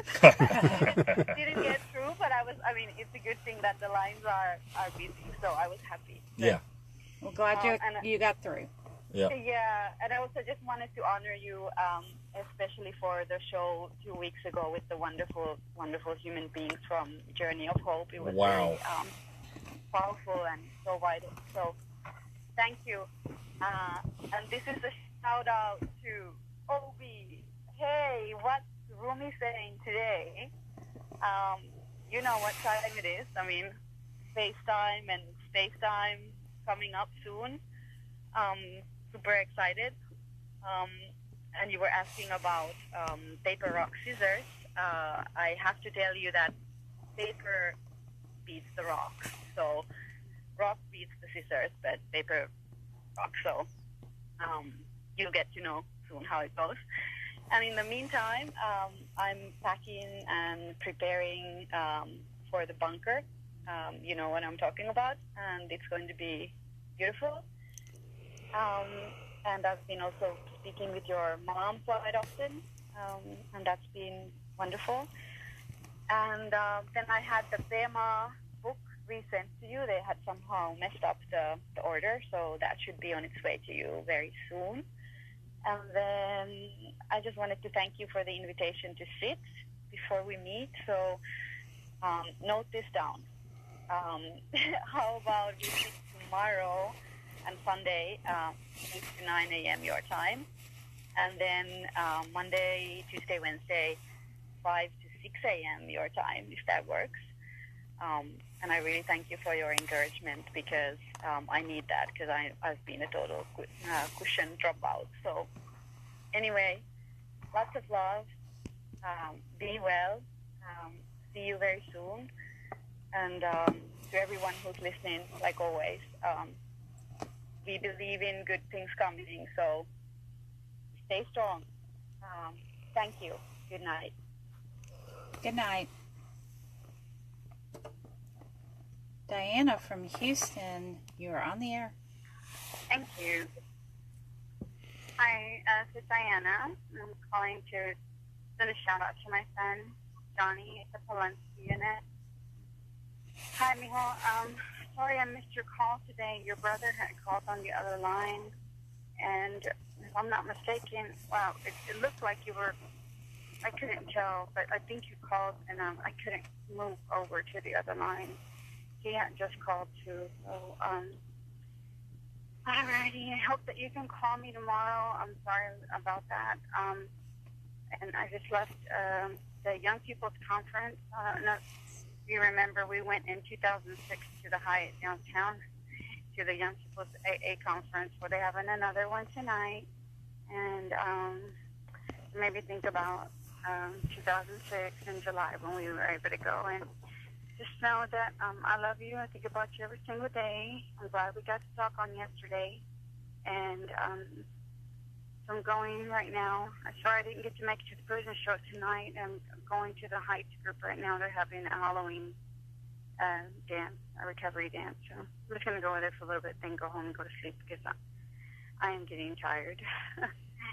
So I just wanted to tell you that I love you. I want to make sure that I called in and tell you that I love you very, very much. And hopefully I'll get to talk to you tomorrow.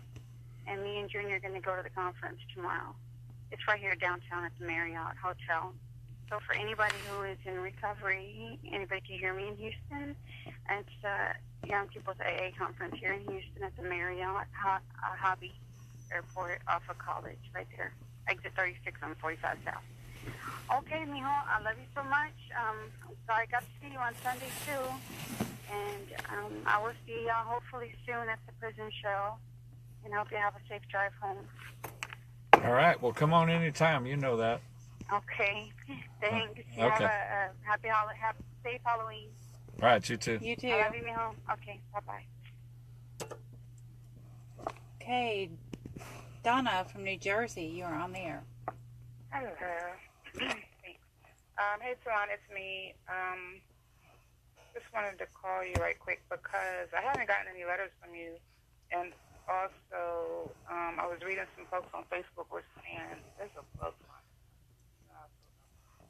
on that the JPays have been slow in some units. So I don't know if you've been getting my JPays, but if you haven't, that's the only reason. Not because I'm not around or whatever.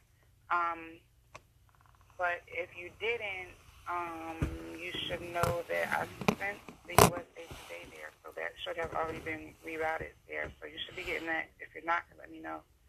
And I sent you an e-com like Tuesday or something. I don't know. So you should have that too. You don't know. Other than that, everything's cool. And I love you. And I haven't heard from anybody since you went back. Everything's kind of back to normal, so that's cool. But everybody's around, but we just don't really have much to talk about because you're back there now.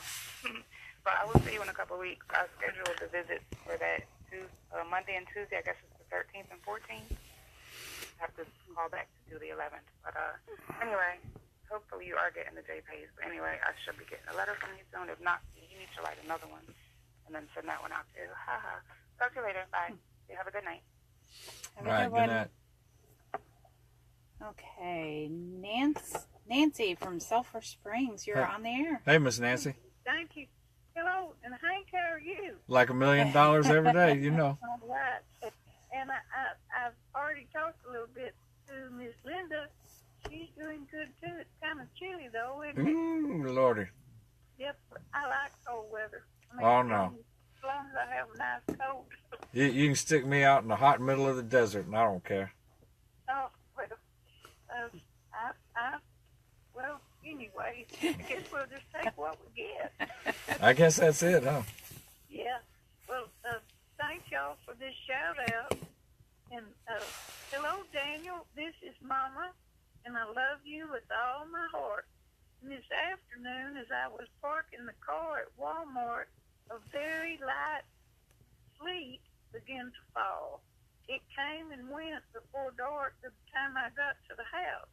The wind has been blowing just really cool and hard all day, and it's getting cooler because right now the temperature is in the 40s, and it's going to stay in the 40s tomorrow. So, looks like looks like fall is about to turn into winter pretty soon. And I enjoy the cool weather, though, as you know, Daniel. And I sent you a letter today, and I also sent you one last Monday. And I sure have enjoyed getting yours. And I hope I get another one from you tomorrow. And I love you with all my heart. And Sherry and Doug came Tuesday real fast. They had to run by Cooper to see about Carol's house over there. Just made a flying trip. And they had me meet them at Juan Pablo's about 4 o'clock. And we had some good Mexican food. And I wrote you some about that in my last letter. Anyway, I'll let you go and say good night for now. And keep me in your prayers, and you are in mine. And I'll talk to you next time. And goodbye, and thank y'all, everybody on KPFT, and y'all have a good weekend. Thank you, Miss Nancy. Thank you. Try to stay warm now. Oh, I will. I will. All righty. Thank you. Okay, before I forget, I've got it written down here, but David and Dee Dee wanted me to do a shout out. Bill Sims, thank you for the educational material. Okay. Shirley from Longview, you are on the air. Hi, how are y'all doing? Doing good. How are you? Just fine.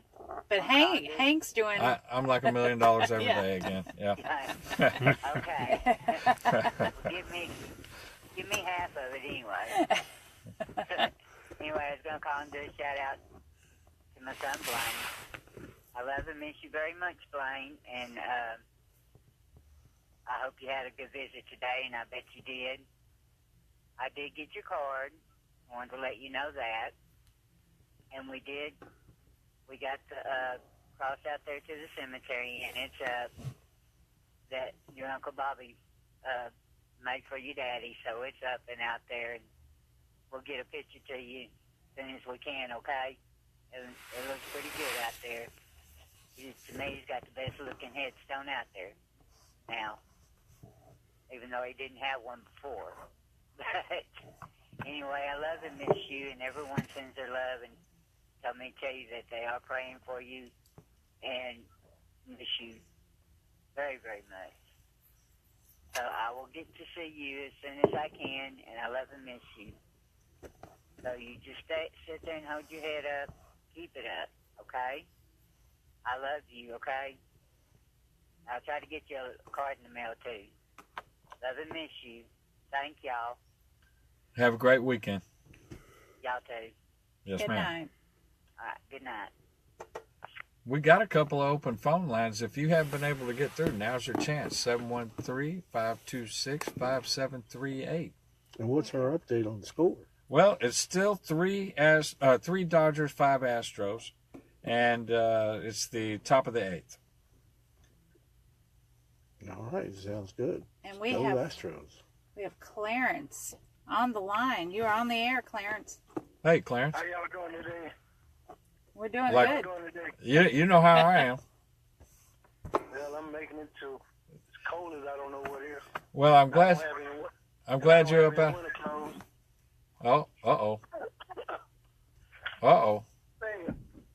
Well, I'm glad you're up out of the hospital, man. Yeah. You got a lawyer in Houston named Kayla Frida or something like that there? I don't know. If you can get me an exact name, I'll find out. 2010 North Loop West, Suite 240. Man, What? she's flooding West Texas with all these letters about chicken, unregistered peoples and all this stuff here, you know. And I mean, it's sort of like a con game that cat was going out of New York there about 2 years ago. Yeah. If it's the same thing, it sure sounds like it. Yeah. And What? I mean, What's her name again, Clarence? her name is LaKayla. F-R-I-D-I-E. Here's a map of 2010 North Loop West, Houston, Texas. Okay, I got it. Hank's got it too. Yeah, I'm trying to pull it up. We got it. You got a phone number too? No, we're going to look for it, though. Let me see here. 832 426-4948. Okay. Well, we'll see if we can't make a call and find out what's up. Yeah, because everybody out in West Texas wondering who she is. Mm-hmm. We can't find out who she is. But she's asking for money, $150, and that don't even sound right. Yeah, LaKayla Friddy. Something like that, though. Yeah, I see that. I found her anyway. Okay. Check out, and I'll call you back next week. All right, cool. Say, let me holler at my boys. Old Clarence Brown on Pulaski. Old Wardell King, I got your letter today, brother. Old Curry, Polo, and all you boys. Think about y'all, man. If I can never stay at home, I'll be all right, man. Right now with this weather and what I got, I'm running backwards and forward like a freight train, man. But I ain't forgot none of y'all, man. I'm still going to try to call when I can. And I'll try to write when I can. I finally got me ribbon stuff from the typewriter, so I'll probably answer some letters off the typewriter. Say, Hank. Yeah. I'm going to still stand up to my obligation if I can, man. Oh, yeah, man. I'm not worried about you. I know you will. All right. And tell everybody I said hello, Ray and all of them. Old Mysterious Mike and all of them. Well, they're all listening. Yeah. Yeah, we're right here, Clarence. I know Ray gonna eat that old lawyer's lunch if he find out she crooked. Oh, yeah. So, Yeah, you know, he'll have something to say on it. You know he will. That's my boy. Well, I'm going to let y'all go, man. I'm going to try to lay back and relax a little bit. Well, rest up. I know you had a rough week, so. Yeah, it's been kind of hard, man, but I can only take it one day at a time. We'll handle today, then. This day is almost gone. If good Lord bless me, wake up in the morning, I'll be all right. Amen. All right. All right. Thanks, Y'all Clarence. Take care, man. Okay. All right. Have a good Have one. a good weekend. Y'all too. Okay, Lydia from McAllen, you are on the air. Hey, Lydia. Hi. Hello, Papacito. We're here at Jennifer's watching the game, the World Series game, and Tia Rosa's showing Jennifer some of the pictures on her phone from Layla's quinceañera, but we got here safe. We went and ate. You're not going to believe what we ate, but anyway, we ate at Cracker Barrel. I don't really like it, but we ended up there because it was 45 minutes to get into Joey's, and I wasn't going to wait. But we're here, and Alyssa's not home yet, so she should be here. And tomorrow we're going to make it out to that, to the rally. So we'll be out there about 2 o'clock. It'll be by noon. I don't know yet. But it's cold right now. It feels cold. And I love you, Papi. And here's Tia Rosa, okay? And Jenny. Hey, hijo. We've made it, hijo. Your mother was asleep. Well, we didn't get a ticket, though, you know. But she was feeding the whole way. Yes, I had to put a diaper on, you know, but I made it. You're not getting like that astronaut lady, are you? Yeah. That we were happy to visit with you, and just think positive. Remember your faith and just believe that everything's going to be okay. So don't worry yourself. Worry brings more problems to your health. We'll be praying for you. Here's Jenny. Hey, Primo. I have to get back on this shout-out show. I have to get the number from your mom. I forget that we call so often. But anyways, me and Odie just got home from the movies. We saw a real good movie.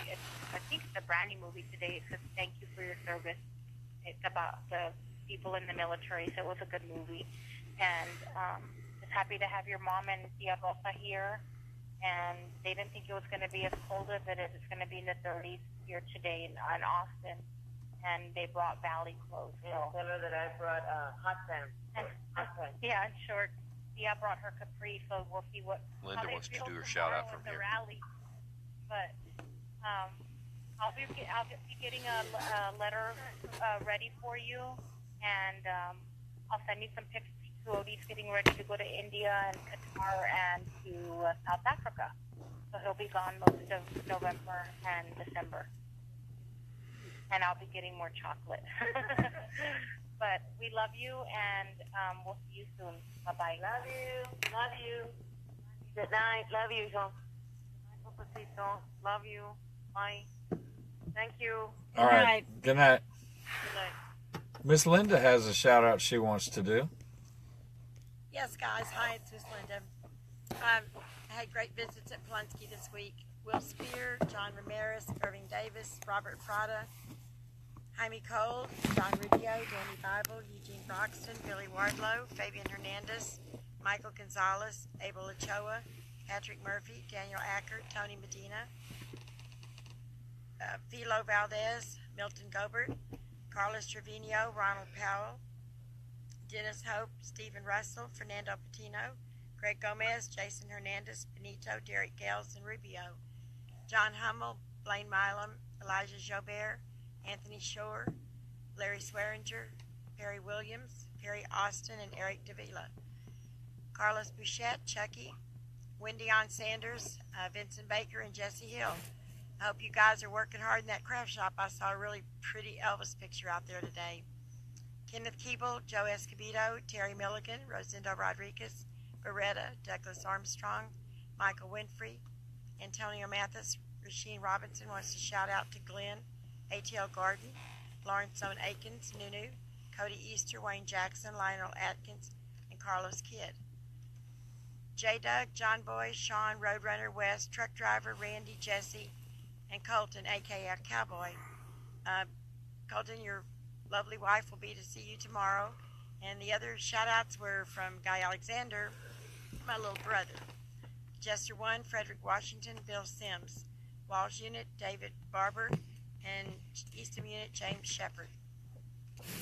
Alvin McGrath, Tanny Wilkerson, Harvey Fortune. John Millette wants to shout out to all IWW members in Pack 1. James Swarthart, Ray Ray, Christopher Dye, Jeff Andrizak, Jason Williams, and NG. Javier Mayorga, Jimmy Carrington, Adam Wilkinson, Stephen Duke, Jeffrey Wallace, and Robert Shepard. James Shepard.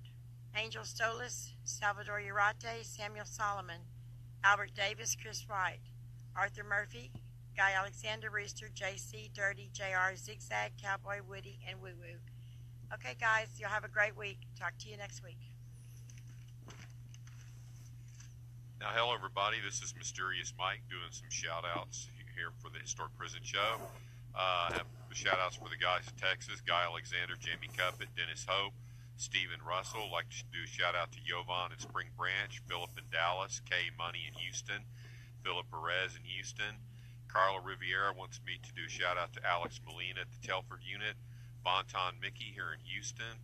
Tasha wants me to do a shout-out to Rita Estrada and Payday. Shout-out to Michael Marino, Manuel Marino at the Eastham and Estelle unit, Michelle Bateman in Houston, Texas, DJ Doc, DJ Matt, DJ Oz, DJ Thomas, Frank Klepper at the Gore unit, Jive and Jimmy in Houston, Hoss in Houston. I'd like to do a shout-out to Lucky in Houston, Michael S. Garcia at the Ferguson unit, F. Bernard at the Darrington unit, Howard S. Pruitt Sr. at the Polunsky unit, Jose Herrera. I'd like to do a shout-out to Edward Ruiz at the Carol Vance unit. Let's see, and Adam Wilkerson at the Luther unit. I'd like to do some shout-outs to Wayman Spriggs at the Polunsky unit, Mark Holloway at the Luther unit. Let's see, Clarence Lee Bowman in San Angelo, Texas. Thanks for the shout-out. Clarence, Christopher Dye at the Darrington unit, Bill R. Sims at the Wynn unit,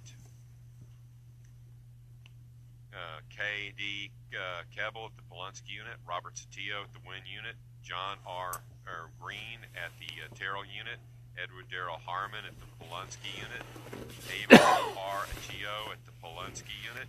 Y'all can continue writing me to the Historic Prison Show, 419 Levitt Boulevard, Houston, Texas, 77006, KPFT, The Prison Show. And happy Halloween to everybody, and go Astros. Now back to everybody on The Prison Show. All right, thank you. Hey. Thank you, Mike. and Mysterious Mike out there. Go Astros. I'd like to give a shout out to all my incarcerated veterans out there, and also our homeless veterans. We're hopefully next month we're going to be starting our military show back up on Voices, and we're going to be getting. There's no voices. Oh, I'm sorry. Well, that's what. But hopefully we'll get this show off. We'll get the military show back up on the road, and also I'd like to give a special shout out to a dear friend of mine, and who was recently incarcerated. I'm sorry to say, but I hope she pulls through. So everything will be okay. And God bless you all. Thank you. Okay, we've got Miriam from Corpus on the line now. Shalom, how are you? I'm like $1 million every day, and it was great to meet you last Saturday. I know it, huh? And that's a pretty good conference, isn't it? Yes, it was. I was really impressed. I enjoyed it a lot. Got a blessing from it too. So yeah, that was an interesting day. So well, it was great to meet you. I was glad to meet you and meet Dave too. Yeah, David too. Yeah. So I want to shout out to the Pulaski unit and my husband David, and I want to. We've got some ladies. Our service is over for the night, and all there is here is 4 ladies. So we're going to say Shabbat Shalom. Shabbat Shalom. And we're going to. If it's okay, I'm going to sound the shofar. Hopefully, it'll be better than what I say it. So.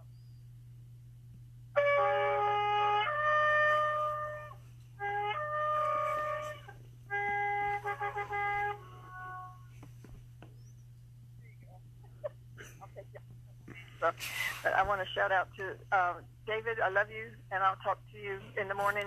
I want to shout out to several other guys, Carl Curry and Jimmy Todd. Left my paper at home, and I wanted to say hi to Cupcake. Oops, sorry, Bullet, and a little joke. Anyway, TJ Hernandez and Chada. And also to Gregorio, talk to David tomorrow. And I lost my paper, so can't go any further than that. But thank you so much for letting me do this, and I want to sing the Aaronic blessing, and I'll let y'all go. Hold on just a minute. The Lord bless you and keep you. The Lord make his face shine upon you and be gracious to you. The Lord lift up his countenance upon you and give you his peace, his shalom. יברכך אדוני וישמרך,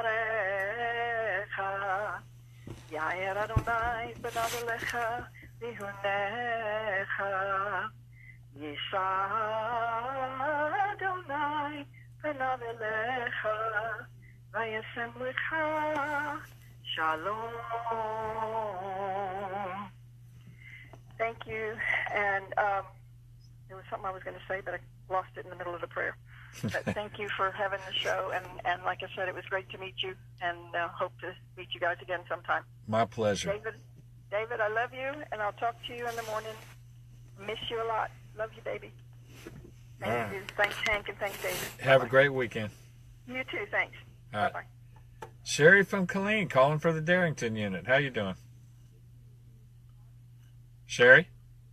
It's from Grand Saline. Grand Saline, Texas. Ah, okay. Yes, I'm doing good. I wanted to give a shout out to my baby son, Jeffrey. And we don't have any news, good or bad, so I guess that means it's okay around here. Me and Dad and TJ sitting around. And TJ, you going to say hello to Uncle Jeffrey? Say it loud. Hello. Hello. We love you. I'm going to get the paper continued, and so don't worry, you may only miss one edition, but if anything happens that week that you need to know about, I'll let you know later. But we're thinking about you, and we love you, and we'll talk to you again soon. All right, y'all have a great weekend. Thank you. Thank you. Good night. Night. Okay. Well, that's just about to wrap up the show there. I want to thank everybody for tuning in. I want to tell everybody to be sure and stay tuned for Cultural Baggage with Dean Becker. It's the next program up. I saw Dean earlier today. He's doing pretty good, so he's probably ready with a real good show tonight. Usually does. Let me see here. Ray brought up something real interesting. You know, they've had the Russia probe going on, Robert Mueller, special counsel, and they turned up some indictments today. They're sealed, so we don't know who, but the word is they're going to arrest people by Monday. So yes, you know, it's about time. You know, if everybody in the penal system gets held to account, these government boys got to be held to account too, the same way. Exactly. And if you're dirty, you're dirty. That's all. I'm sorry, it is. nobody's exempt from that. Nobody's supposed to be exempt from it. I know they get away with way too much as it is, but with a little luck, this time Monday evening, we'll know a couple of names of people that had to do the perp walk themselves. I would love to see some of them corrupt people get nailed. I would love it, you know. And I don't care what your politics are. The people at the top got to be just as accountable as the people at the bottom. Well, things roll downhill. Yeah, well, that's the way it usually works. We've got about 2 minutes, so again, I want to thank everybody that called in these last 3 weeks during Fund Drive. We had a real successful Fund Drive. Things are, going pretty good right now. We're bare bones staff, and we hadn't got the money to hire a bunch of new people or anything to fill the positions that are empty. But we've got a bunch of good volunteers. Everybody's pulling together. Things are looking up a little. This was a much better fund drive than the last one, about $100,000 better. So. Oh wow! I didn't know it was that much. Oh yeah, yeah. I want to say one thing. Yeah. All you negative people out there that are against this radio station, please do me a favor. Stop. Okay. Yeah. Yeah, we're not forcing anybody to listen. It's up to you if you want to listen. Think positive, not negative. Yeah, thank you, Captain Tom. That's a good thing. Guys, we do want to hear from you. If you do have issues you want us to find out about and talk about, let us know. Just a generic thing saying we don't cover issues, it brings up the point, but it doesn't tell us which way to go. So,